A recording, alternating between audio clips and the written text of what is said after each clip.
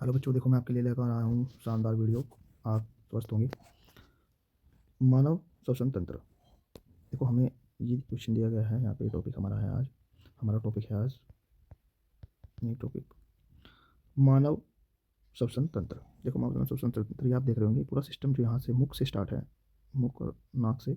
ये नाक के द्वारा हम जो श्वसन को ग्रहण करते हैं, और ये सारा प्रोसेस जो आपको मैं अच्छे से समझा रहा हूँ, इसे ध्यान से समझो। नासा द्वार, सबसे पहले हम जब वायु का जो मार्ग है वो नासा द्वार है।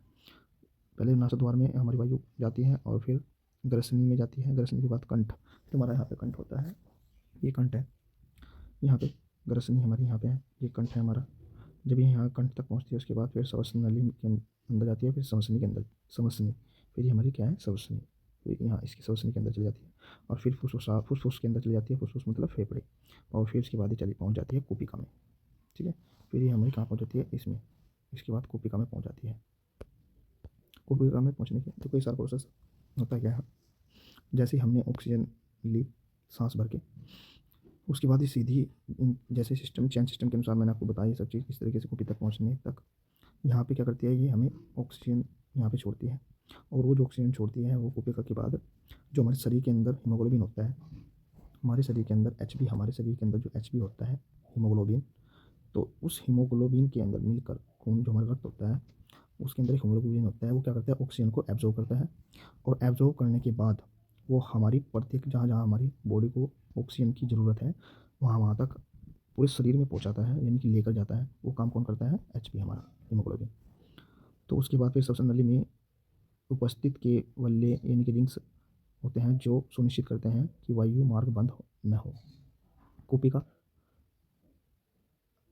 एल्वियोल गुब्बारे जैसी संरचना है जहाँ गैसों का विनिमय होता है। विनिमय से मतलब है आपने देखा हो, विनिमय से मतलब यहाँ पे है हमारा परम विनिमय। यानी कि मैंने आपको भी बताया कि जैसे हमने ऑक्सीजन ग्रहण की और ऑक्सीजन ग्रहण करने के बाद तुरंत फिर मैंने ये वापसी की। जब वापसी हम सांस छोड़ते हैं तो उसमें हमारी कार्बन डाइऑक्साइड गैस होती है। इसी प्रोसेस जिस तरीके से हम वो कार्बन डाइऑक्साइड लेके जाते हैं, जैसे ऑक्सीजन हमने ग्रहण की थी, इसी प्रकार हमारी फेफड़ों से ऑक्सीजन की जहाँ जब वापसी सांस छोड़ते हैं तो हम से उसके साथ नली के द्वारा कार्बन डाइऑक्साइड निकलती है और फिर वो फेफड़ों से श्वसनी और श्वसन नली और फिर कंठ, फिर ग्रसनी और नासाद्वार वो बाहर निकल जाती है।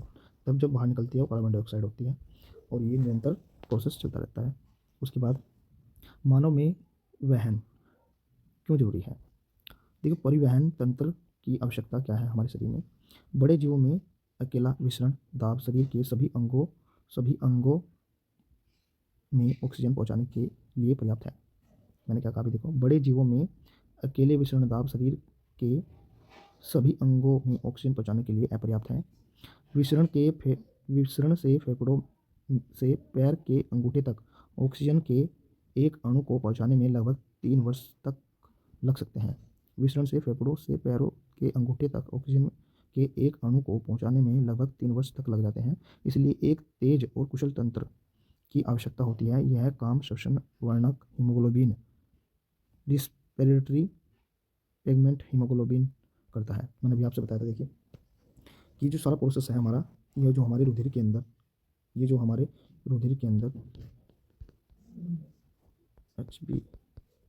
एच बी मतलब हीमोग्लोबिन, हमारे जो रुधिर होता है उस रुधिर के अंदर हीमोग्लोबिन होता है एच बी, जिसे हम एच बी बोलते हैं। इसकी मात्रा कहते भी हैं कम से कम हमारे शरीर के अंदर एच बी की जो मात्रा है हमारे शरीर के अंदर कम से कम जो है लेडीज़ में 12 से 13 होनी चाहिए, और पुरुष में 14 से ये 15 होनी चाहिए एच बी की मात्रा। अगर ऐसा नहीं होगा तो इससे जो है माँ भी क्या होता है, मतलब उसमें उसको भी एनीमिया हो सकता है अगर इससे कम है तो। मतलब मैं भी बता रहा हूँ, जैसे ग्रास नली से हमने ऑक्सीजन ली, ऑक्सीजन लेकर हमने रुधिर के अंदर एच बी होता है हीमोग्लोबिन, ये क्या करता है ऑक्सीजन को क्या करता है, ये ऑब्जर्व करता है। ऑब्जर्व करने के बाद ये फिर मतलब हमारी जो पूरा सिस्टम है आप देख रहे हैं शरीर का, ये पूरे शरीर के अंदर ऑक्सीजन को पहुंचाता है जहाँ जहाँ भी हमें ऑक्सीजन की आवश्यकता होती है। और जैसे कि यहाँ लिखा है, इसमें सारे पॉइंट अच्छे से मैंने आपको बता दिए हैं। तो इस तरह की वीडियो को देखने के लिए आप लाइक एंड सब्सक्राइब जरूर करें। धन्यवाद।